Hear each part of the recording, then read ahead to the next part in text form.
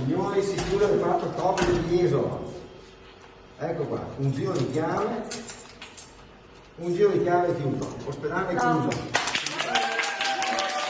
Il Covid Hospital di Jesolo è chiuso. 250 infermieri arrivati da San Donà a Portogruaro festeggiano la fine di un incubo assieme tra gli altri al direttore generale dell'US 4 Veneto Orientale Carlo Bramezza.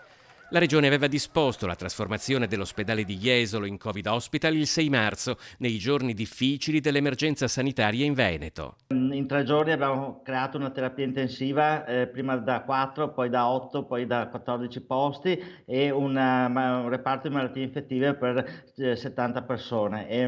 Ci hanno lavorato circa 400 persone, 100 in terapia intensiva, 300 tra infermieri e medici nel reparto di malattie infettive. Dimesso l'ultimo paziente di coronavirus, la struttura è stata sanificata e riprenderà ad ora il suo ruolo di riferimento provinciale per la riabilitazione e di ospedale per la medicina turistica. Nella terapia intensiva sono girate circa 100 persone.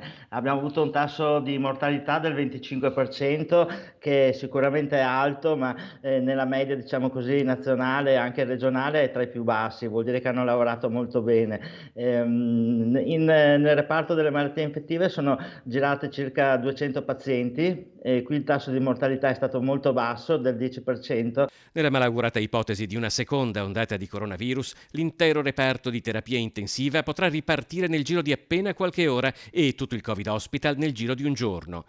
Nel futuro prossimo c'è invece la partenza della neuroriabilitazione, una delle novità delle nuove schede ospedaliere, e si stanno potenziando i pronti soccorso in attesa dell'arrivo dei turisti. Aperto anche il punto di primo intervento di Bibbione, il litorale veneziano torna verso la normalità.